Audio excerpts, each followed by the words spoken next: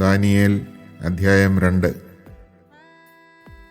നെബൂഖദ്നേസറിന്റെ 2-ാം ഭരണവർഷം രാജാവിന് ചില സ്വപ്നങ്ങളുണ്ടായി. തന്മൂലം അവൻ്റെ മനസ്സ് കലങ്ങി ഉറക്കം നഷ്ടപ്പെട്ടു. സ്വപ്നം വ്യാഖ്യാനിക്കാൻ മന്ത്രവാദികളെയും ആഭിചാരകന്മാരെയും ക്ഷുദ്രപ്രയോഗക്കാരെയും കൽദായരെയും വരുത്താൻ രാജാവ് കൽപ്പിച്ചു. അവരെല്ലാവരും രാജസന്നിധിയിൽ വന്നു. രാജാവ് അവരോട് പറഞ്ഞു, എനിക്കൊരു സ്വപ്നമുണ്ടായി. അതിൻ്റെ അർത്ഥമറിയാൻ എനിക്ക് ഉത്കണ്ഠയുണ്ട്. കൽദായർ രാജാവിനോട് പറഞ്ഞു, രാജാവ് നീണാൾ വാഴട്ടെ. സ്വപ്നമെന്തെന്ന് ഈ ദാസരോട് പറഞ്ഞാലും ഞങ്ങൾ വ്യാഖ്യാനിക്കാം. രാജാവ് കൽദായരോട് പറഞ്ഞു, എൻ്റെ വാക്കിന് മാറ്റമില്ല. സ്വപ്നവും അതിൻ്റെ വ്യാഖ്യാനവും പറയുന്നില്ലെങ്കിൽ നിങ്ങളെ കഷണം കഷണമായി അരിയുകയും നിങ്ങളുടെ ഭവനങ്ങൾ നശിപ്പിക്കുകയും ചെയ്യും. എന്നാൽ സ്വപ്നവും അതിൻ്റെ വ്യാഖ്യാനവും നൽകിയാൽ വിശേഷ സമ്മാനങ്ങളും പ്രതിഫലവും വലിയ ബഹുമതിയും നിങ്ങൾക്ക് ലഭിക്കും. അതുകൊണ്ട് സ്വപ്നവും അതിൻ്റെ അർത്ഥവും പറയുവിൻ. അവർ വീണ്ടും പറഞ്ഞു, സ്വപ്നം എന്തെന്ന് ഈ ദാസരോട് പറയുക, ഞങ്ങൾ വ്യാഖ്യാനിക്കാം. രാജാവ് പറഞ്ഞു, നിങ്ങൾ കൂടുതൽ സമയം ലഭിക്കാൻ ശ്രമിക്കുകയാണെന്ന് എനിക്കറിയാം. എൻ്റെ വാക്കിന് ഇളക്കമില്ലെന്ന് നിങ്ങൾക്കറിയാം. സ്വപ്നം എന്തെന്ന് പറയുന്നില്ലെങ്കിൽ നിങ്ങളുടെ വിധി ഒന്നു മാത്രമാണെന്ന് നിങ്ങൾക്കറിയാം. അതിനാൽ ഈ സ്ഥിതിക്ക് മാറ്റം വരുന്നതുവരെ എൻ്റെ മുമ്പിൽ വ്യാജവും ദുഷിച്ച വാക്കുകളും പറയാൻ നിങ്ങൾ ഒത്തുചേർന്നിരിക്കുകയാണ്. സ്വപ്നം എന്തെന്ന് പറയുക, അപ്പോൾ അത് വ്യാഖ്യാനിക്കാൻ നിങ്ങൾക്ക് കഴിയുമോ എന്ന് എനിക്കറിയാം. കൽദായർ രാജാവിനോട് പറഞ്ഞു, രാജഹിതം നിറവേറ്റാൻ കഴിയുന്ന ഒരുവനും ഭൂമുഖത്തില്ല. ശ്രേഷ്ഠനും ശക്തനുമായ ഒരു രാജാവും ഇത്തരമൊരു കാര്യം ഒരു മാന്ത്രികനോടോ ആഭിചാരകനോടോ കൽദായനോടോ ആവശ്യപ്പെട്ടിട്ടില്ല. രാജാവ് ആവശ്യപ്പെടുന്ന കാര്യം ദുഷ്കരമാണ്. അത് വ്യക്തമാക്കി തരാൻ ദേവന്മാർക്കല്ലാതെ ആർക്കും സാധിക്കുകയില്ല. അവരാകട്ടെ മനുഷ്യരുടെ ഇടയിൽ ഇല്ലതാനും. ഇത് കേട്ട് രാജാവ് അത്യന്തം കോപാക്രാന്തനായി ബാബിലോണിലെ ജ്ഞാനികളെയെല്ലാം നശിപ്പിക്കാൻ കൽപ്പിച്ചു. ജ്ഞാനികളെയെല്ലാം വധിക്കണമെന്ന കൽപ്പന പുറപ്പെട്ടു. അതിനാൽ ദാനിയേലിനെയും കൂട്ടുകാരെയും കൊല്ലേണ്ടതിന് അവർ അന്വേഷിച്ചു. ബാബിലോണിലെ ജ്ഞാനികളെയെല്ലാം വധിക്കാൻ പുറപ്പെട്ട രാജസേനാനിയായ അരിയോക്കിനോട് ദാനിയേൽ ബുദ്ധിപൂർവമായും വിവേകത്തോടുകൂടെയും ചോദിച്ചു, എന്തുകൊണ്ടാണ് രാജകൽപ്പന ഇത്ര ക്രൂരമായിരിക്കുന്നത്? അരിയോക്ക് ദാനിയേലിനെ കാര്യം ധരിപ്പിച്ചു. ദാനിയേൽ രാജസന്നിധിയിലെത്തി സ്വപ്നം വ്യാഖ്യാനിക്കാൻ തനിക്ക് സമയം അനുവദിക്കണമെന്ന് അപേക്ഷിച്ചു. പിന്നീട് ദാനിയേൽ വാസസ്ഥലത്ത് ചെന്ന് തൻ്റെ സ്നേഹിതരായ ഹനനിയായെയും മിഷായേലിനെയും അസ്രിയായെയും കാര്യമറിയിച്ചു. ബാബിലോണിലെ മറ്റ് ജ്ഞാനികളോടൊപ്പം താനും കൂട്ടരും നശിക്കാതിരിക്കേണ്ടതിന് ഈ രഹസ്യത്തെപ്പറ്റി സ്വർഗസ്ഥനായ ദൈവത്തിൻ്റെ കരുണ യാചിക്കണമെന്ന് ദാനിയേൽ അവരോട് ആവശ്യപ്പെട്ടു. രാത്രിയിൽ ഒരു ദർശനത്തിൽ ദാനിയേലിന് രഹസ്യം വെളിപ്പെട്ടു. അപ്പോൾ അവൻ സ്വർഗസ്ഥനായ ദൈവത്തെ സ്തുതിച്ചു. അവൻ പറഞ്ഞു, ദൈവത്തിൻ്റെ നാമം എന്നെന്നും വാഴ്ത്തപ്പെടട്ടെ. ജ്ഞാനവും ശക്തിയും അവിടുത്തേതാണ്. സമയങ്ങളുടെയും കാലങ്ങളുടെയും മാറ്റം അവിടുന്ന് നിശ്ചയിക്കുന്നു. രാജാക്കന്മാരെ നീക്കുന്നതും വീണ്ടും പ്രതിഷ്ഠിക്കുന്നതും അവിടുന്നാണല്ലോ. ജ്ഞാനിക്ക് ജ്ഞാനവും അറിവുള്ളവന് അറിവും പ്രദാനം ചെയ്യുന്നത് അവിടുന്നാണ്. അഗാധവും അജ്ഞേയവുമായ കാര്യങ്ങൾ അവിടുന്ന് വെളിപ്പെടുത്തുന്നു. അന്ധകാരത്തിൽ മറഞ്ഞിരിക്കുന്നത് എന്താണെന്ന് അവിടുന്ന് അറിയുന്നു. പ്രകാശം അവിടുത്തോടൊപ്പം വസിക്കുന്നു. എൻ്റെ പിതാക്കന്മാരുടെ ദൈവമേ, ഞാൻ അങ്ങേക്ക് നന്ദി പറയുന്നു, അങ്ങയെ സ്തുതിക്കുന്നു. അങ്ങ് എനിക്ക് ജ്ഞാനവും ശക്തിയും നൽകി. ഞങ്ങൾ അപേക്ഷിച്ചത് അവിടുന്ന് എന്നെ അറിയിച്ചു. രാജാവിൻ്റെ സ്വപ്നം അങ്ങ് ഞങ്ങൾക്ക് വെളിപ്പെടുത്തി. ബാബിലോണിലെ ജ്ഞാനികളെ നശിപ്പിക്കാൻ രാജാവ് നിയമിച്ചിരുന്ന അരിയോക്കിനെ സമീപിച്ച് ദാനിയേൽ പറഞ്ഞു, ബാബിലോണിലെ ജ്ഞാനികളെ നശിപ്പിക്കരുത്. എന്നെ രാജസന്നിധിയിൽ കൊണ്ടുപോവുക, ഞാൻ രാജാവിൻ്റെ സ്വപ്നം വ്യാഖ്യാനിക്കാം. അരിയോക്ക് ഉടൻ തന്നെ ദാനിയേലിനെ രാജസന്നിധിയിൽ കൊണ്ടുവന്ന് പറഞ്ഞു, രാജാവിൻ്റെ സ്വപ്നം വ്യാഖ്യാനിക്കാൻ കഴിവുള്ള ഒരുവനെ യൂദായിൽ നിന്നുള്ള പ്രവാസികളുടെ ഇടയിൽ ഞാൻ കണ്ടെത്തിയിരിക്കുന്നു. ബൽത്തഷാസർ എന്നു പേരുള്ള ദാനിയേലിനോട് രാജാവ് ചോദിച്ചു, ഞാൻ കണ്ട സ്വപ്നവും അതിൻ്റെ വ്യാഖ്യാനവും വെളിപ്പെടുത്താൻ നിനക്ക് കഴിയുമോ? ദാനിയേൽ പറഞ്ഞു, ഒരു ജ്ഞാനിക്കും ആഭിചാരകനും മാന്ത്രികനും ജ്യോത്സ്യനും രാജാവ് ആവശ്യപ്പെട്ട രഹസ്യം വെളിപ്പെടുത്താനാവില്ല. എന്നാൽ രഹസ്യങ്ങൾ വെളിപ്പെടുത്തുന്ന ഒരു ദൈവം സ്വർഗത്തിലുണ്ട്.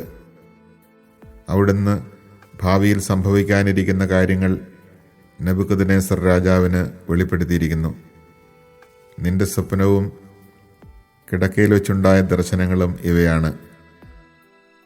രാജാവെ, ഭാവിയിൽ സംഭവിക്കാനിരിക്കുന്നവയെപ്പറ്റി ചില ചിന്തകൾ കിടക്കയിലായിരിക്കുമ്പോൾ നിനക്കുണ്ടായി. രഹസ്യങ്ങൾ വെളിപ്പെടുത്തുന്നവൻ വരാനിരിക്കുന്ന കാര്യങ്ങൾ നിന്നെ അറിയിച്ചിരിക്കുന്നു. ഈ രഹസ്യം എനിക്ക് വെളിപ്പെടുത്തിയത് ജീവിച്ചിരിക്കുന്ന മറ്റാരെയേക്കാൾ കൂടുതലായ ജ്ഞാനം എനിക്കുള്ളതുകൊണ്ടല്ല, പ്രത്യുത രാജാവ് വ്യാഖ്യാനം അറിയേണ്ടതിനും മനസ്സിലുള്ള വിചാരങ്ങൾ ഗ്രഹിക്കേണ്ടതിനുമാണ്. രാജാവേ, നീ വലിയൊരു പ്രതിമ കണ്ടു. തിളങ്ങുന്ന ആ വലിയ പ്രതിമ നിന്റെ മുമ്പിൽ നിന്നു. അതിൻ്റെ രൂപം ഭയങ്കരമായിരുന്നു. ആ പ്രതിമയുടെ ശിരസ് തങ്കം കൊണ്ടും മാറിടവും കരങ്ങളും വെള്ളികൊണ്ടും വയറും തുടകളും ഓടുകൊണ്ടും കാലുകൾ ഇരുമ്പുകൊണ്ടും ആയിരുന്നു. പാദങ്ങൾ ഇരുമ്പും കളിമണ്ണും ചേർന്നതും. നീ നോക്കിക്കൊണ്ടിരിക്കെ ഒരു കല്ല് ആരും തൊടാതെ അടർന്നു വന്ന് ബിംബത്തിൻ്റെ ഇരുമ്പും കളിമണ്ണും ചേർന്ന പാദങ്ങളിൽ പതിച്ച് അതിനെ ഛിന്നഭിന്നമാക്കി. ഇരുമ്പും കളിമണ്ണും ഓടും വെള്ളിയും സ്വർണവുമെല്ലാം ഒന്നുപോലെ പൊടിഞ്ഞ് വേനൽക്കാലത്ത് മെതിക്കളത്തിലെ പതിര് പോലെയായി. അവയുടെ ഒരു തരി പോലും കാണാനില്ലാത്ത വിധം കാറ്റവയെ പറത്തിക്കൊണ്ടുപോയി. പ്രതിമ തകർത്ത കല്ലാകട്ടെ ഒരു മഹാപർവ്വതമായി തീർന്ന് ഭൂമി മുഴുവൻ നിറഞ്ഞു. ഇതായിരുന്നു സ്വപ്നം. ഞങ്ങൾ ഇതിൻ്റെ വ്യാഖ്യാനവും നിന്നോട് പറയാം. രാജാവേ, രാജാധിരാജനായ നിനക്ക് സ്വർഗസ്ഥനായ ദൈവം അധികാരവും ശക്തിയും മഹത്വവും നൽകി എല്ലായിടത്തുമുള്ള മനുഷ്യമക്കളെയും വന്യമൃഗങ്ങളെയും ആകാശപ്പറവകളെയും അടക്കി ഭരിക്കാൻ ദൈവം നിന്നെ ഏൽപ്പിച്ചു. സ്വർണം കൊണ്ടുള്ള തല നീ തന്നെ. നിനക്ക് ശേഷം നിൻ്റേതിനേക്കാൾ പ്രതാപം കുറഞ്ഞ ഒരു സാമ്രാജ്യമുണ്ടാകും. മൂന്നാമതാകട്ടെ ഭൂമി മുഴുവൻ അടക്കി ഭരിക്കുന്ന ഓടുകൊണ്ടുള്ള സാമ്രാജ്യവും. നാലാമത് ഇരുമ്പ് പോലെ ശക്തിയുള്ള രാജ്യമാണ്.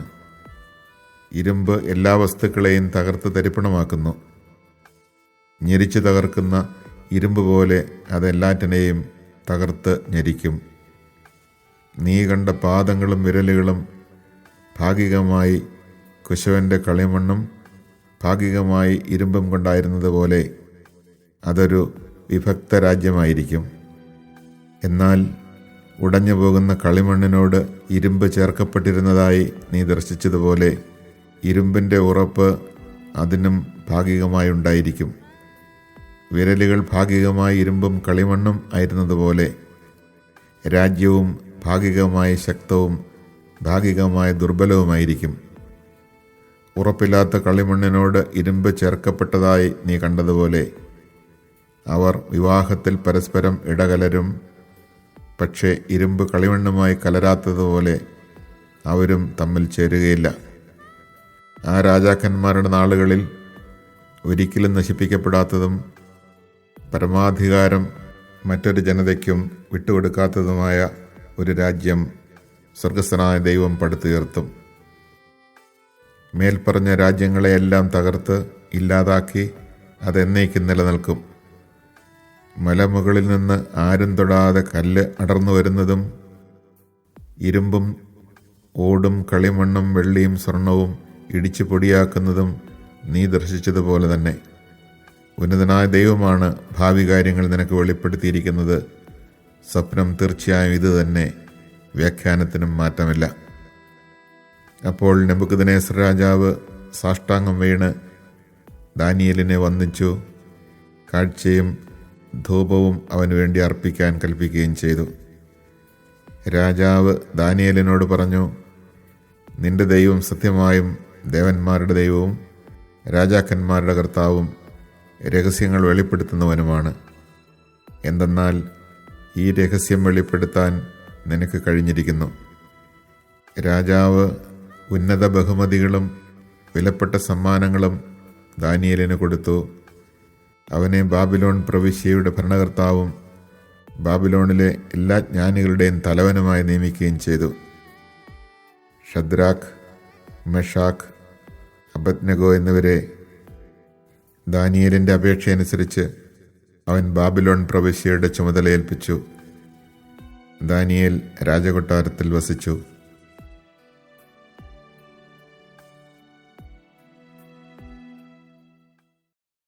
Chapter 2. In the 2nd year of his reign, King Nebuchadnezzar had a dream which left his spirit no rest and robbed him of his sleep.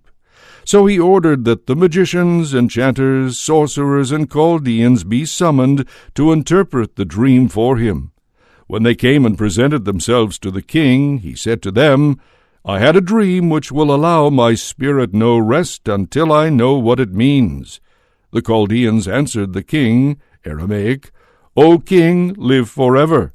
Tell your servants the dream, and we will give its meaning. The king answered the Chaldeans, This is what I have decided. Unless you tell me the dream and its meaning, you shall be cut to pieces and your houses destroyed. But if you tell me the dream and its meaning, you shall receive from me gifts and presents and great honors. Now tell me the dream and its meaning. Again they answered, Let the king tell his servants the dream, and we will give its meaning. But the king replied, I know for certain that you are bargaining for time, since you know what I have decided. If you do not tell me the dream, there can be but one decree for you. You have framed a false and deceitful interpretation to present me with till the crisis is past. Tell me the dream, therefore, that I may be sure that you can also give its correct interpretation. The Chaldeans answered the king, There is not a man on earth who can do what you ask, O king. Never has any king, however great and mighty, asked such a thing of any magician, enchanter, or Chaldean. What you demand, O king, is too difficult. There is no one who can tell it to the king except the gods who do not dwell among men. At this the king became violently angry and ordered all the wise men of Babylon to be put to death. When the decree was issued that the wise men should be slain, Daniel and his companions were also sought out. Then Daniel prudently took counsel with Arioch, the captain of the king's guard, who had set out to kill the wise men of Babylon. O officer of the king, he asked, what is the reason for this harsh order from the king? When Arioch told him, Daniel went and asked for time from the king that he might give him the interpretation. Daniel went home and informed his companions, Hananiah, Mishael, and Azariah, that they might implore the mercy of the God of heaven in regard to this mystery, so that Daniel and his companions might not perish with the rest of the wise men of Babylon. During the night the mystery was revealed to Daniel in a vision, and he blessed the God of heaven. Blessed be the name of God forever and ever, for wisdom and power are his. He causes the changes of the times and seasons, makes kings and unmakes them. He gives wisdom to the wise and knowledge to those who understand. He reveals deep and hidden things, and knows what is in the darkness, for the light dwells with him. To you, O God of my fathers, I give thanks and praise, because you have given me wisdom and power. Now you have shown me what we asked of you. You have made known to us the king's dream. So Daniel went to Arioch, whom the king had appointed to destroy the wise men of Babylon, and said to him, Do not put the wise men of Babylon to death. Bring me before the king, and I will tell him the interpretation of the dream. Arioch quickly brought Daniel to the king and said, I have found a man among the Judean captives who can give the interpretation to the king." The king asked Daniel, whose name was Belteshazzar, "Can you tell me the dream that I had and its meaning?" In the king's presence Daniel made this reply: "The mystery about which the king has inquired, the wise men, enchanters, magicians, and astrologers could not explain to the king. But there is a God in heaven who reveals mysteries, and he has shown King Nebuchadnezzar what is to happen in days to come. This was the dream you saw as you lay in bed. To you in your bed there came thoughts about what should happen in the future, and he who reveals mysteries showed you what is to be. To me also this mystery has been revealed, not that I am wiser than any other living person, but in order that its meaning may be made known to the king, that you may understand the thoughts in your own mind. In your vision, O king, you saw a statue, very large and exceedingly bright, terrifying in appearance as it stood before you. The head of the statue was pure gold, its chest and arms were silver, its belly and thighs bronze, the legs iron, its feet partly iron and partly tile. While you looked at the statue, a stone which was hewn from a mountain without a hand being put to it struck its iron and tile feet, breaking them in pieces. The iron, tile, bronze, silver, and gold all crumbled at once, fine as the chaff on the threshing floor in summer, and the wind blew them away without leaving a trace. But the stone that struck the statue became a great mountain and filled the whole earth.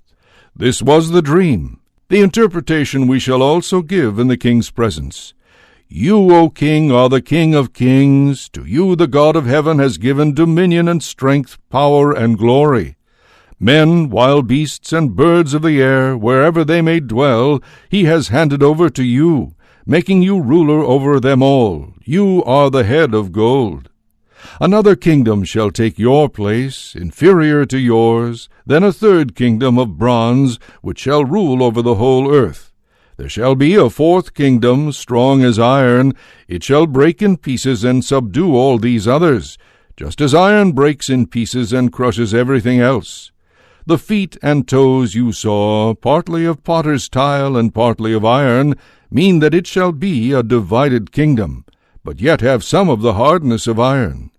As you saw the iron mixed with clay tile, and the toes partly iron and partly tile, the kingdom shall be partly strong and partly fragile. The iron mixed with clay tile means that they shall seal their alliances by intermarriage, but they shall not stay united, any more than iron mixes with clay. In the lifetime of those kings the God of heaven will set up a kingdom that shall never be destroyed or delivered up to another people. Rather, it shall break in pieces all these kingdoms, and put an end to them, and it shall stand forever. That is the meaning of the stone you saw hewn from the mountain without a hand being put to it, which broke in pieces the tile, iron, bronze, silver, and gold. The great God has revealed to the king what shall be in the future. This is exactly what you dreamed, and its meaning is sure.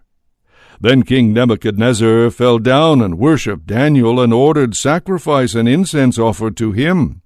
To Daniel the king said, "Truly your God is the God of gods and Lord of kings, and a revealer of mysteries.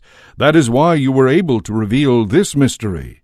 He advanced Daniel to a high post, gave him many generous presents, made him ruler of the whole province of Babylon, and chief prefect over all the wise men of Babylon. At Daniel's request, the king made Shadrach, Meshach, and Abednego administrators of the province of Babylon, while Daniel himself remained at the king's court.